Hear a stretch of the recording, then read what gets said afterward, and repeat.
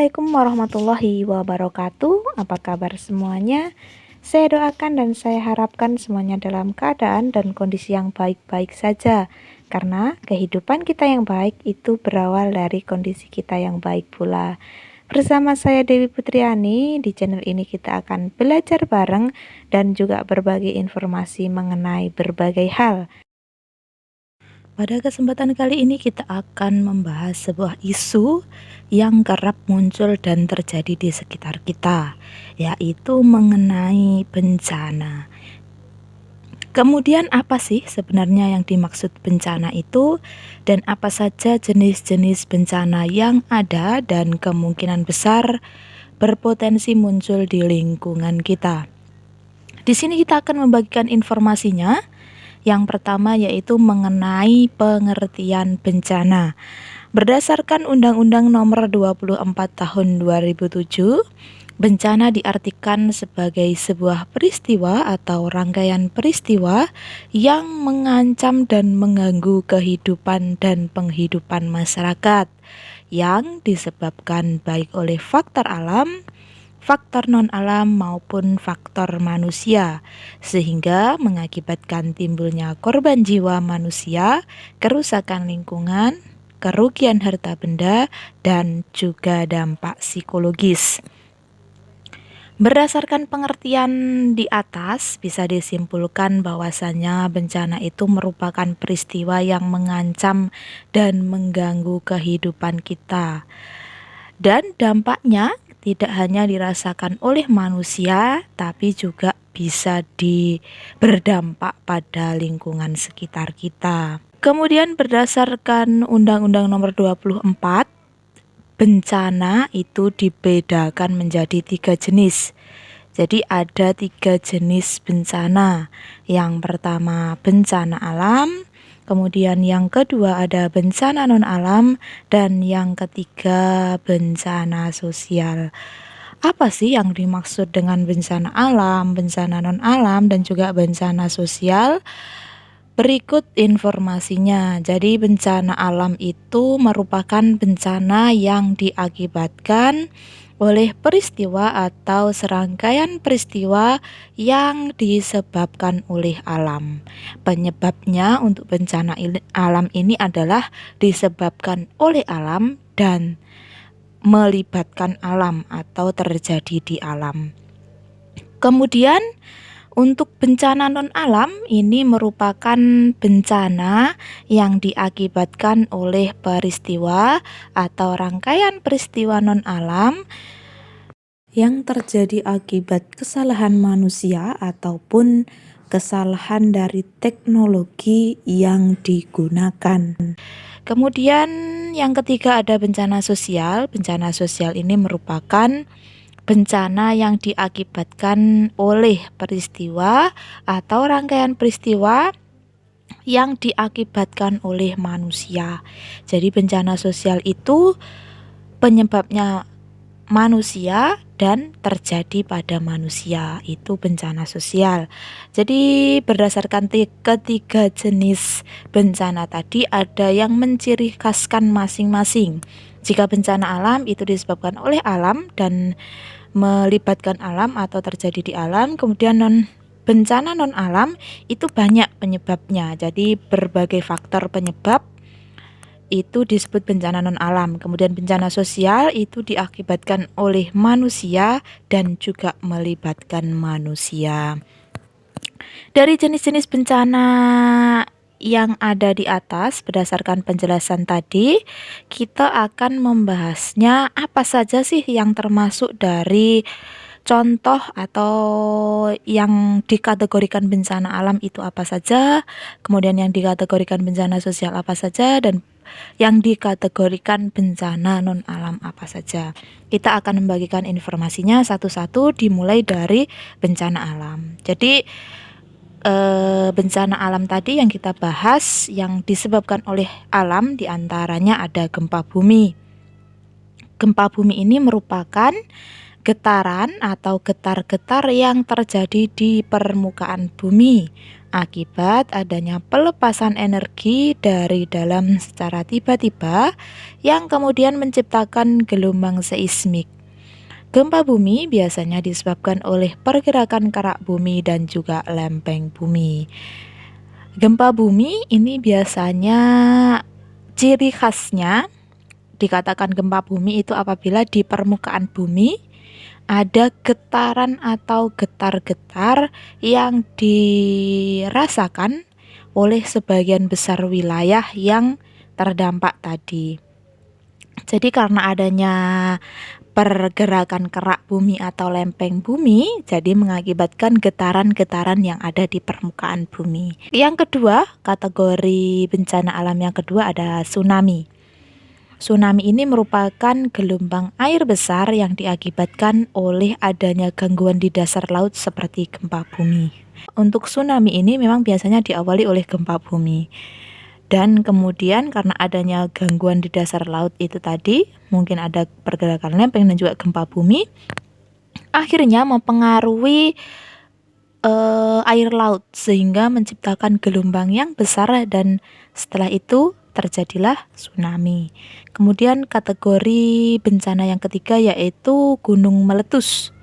Gunung meletus ini merupakan peristiwa yang terjadi akibat endapan magma di perut bumi yang didorong keluar oleh gas yang bertekanan tinggi. Peristiwa ini berhubungan dengan naiknya magma dari dalam perut bumi. Jadi gunung meletus ini cukup berpotensi besar terjadi di Indonesia sebab di Indonesia itu banyak sekali gunung berapi yang masih aktif dan berpotensi untuk meletus. Itu patut kita waspadai. Kemudian selanjutnya ada bencana banjir. Bencana alam banjir ini merupakan peristiwa bencana alam yang terjadi ketika aliran air yang berlebihan merendam daratan. Jadi ketika aliran air itu volumenya secara berlebihan dan kemudian naik ke daratan atau merendam daratan yang biasanya tidak terkena air, itu disebut banjir. Jadi banjir ini bisa ada banjir rob yang disebabkan oleh air laut, kemudian ada juga banjir yang disebabkan oleh intensitas hujan yang deras sehingga menyebabkan aliran air memiliki volume air yang berlebihan. Yang berikutnya ada kekeringan. Kekeringan ini diartikan sebagai keadaan kekurangan pasokan air pada suatu daerah dalam masa yang berkepanjangan, antara beberapa bulan hingga beberapa tahun. Jadi kekeringan ini karena ada kurangnya volume air atau pasokan air, sehingga menyebabkan daerah tersebut mengalami kekurangan air ataupun kekeringan. Yang berikutnya ada angin topan. Angin topan diartikan sebagai pusaran angin yang kencang dan dengan kecepatan tinggi antara 120 km per jam. Ini biasanya disebabkan adanya perbedaan tekanan dalam suatu sistem cuaca. Jadi angin kencang itu biasanya terjadi karena adanya perbedaan tekanan dalam suatu sistem cuaca, baik angin topan, kemudian ada angin topan, angin puting beliung dan lain sebagainya. Yang berikutnya ada tanah longsor. Tanah longsor diartikan sebagai suatu peristiwa geologi yang terjadi karena adanya pergerakan massa batuan atau tanah dengan berbagai tipe dan jenis seperti jatuhnya bebatuan dan kumpalan besar tanah. Ini yang disebut dengan bencana tanah longsor. Kemudian kita beralih ke contoh-contoh atau yang termasuk dalam kategori bencana non-alam. Di sini ada yang pertama, ada gagal teknologi. Gagal teknologi ini merupakan semua kejadian bencana yang diakibatkan oleh kesalahan desain, pengoperasian, kelalaian, dan kesengajaan manusia dalam penggunaan teknologi atau industri. Jadi banyak sekali eh, penyebabnya, jadi baik diakibatkan oleh kesalahan desain, pengoperasian, ataupun kelalaian dari manusia sendiri, seperti meledaknya eh, pom bensin atau tempat kilang minyak. Itu juga bisa terjadi karena kelalaian manusia dan juga bisa terjadi karena adanya kesalahan mesin, pengoperasian, dan lain sebagainya. Kemudian ada gagal modernisasi, yaitu gagal dalam transformasi dari keadaan yang kurang maju atau kurang berkembang ke arah yang lebih baik. Modernisasi ini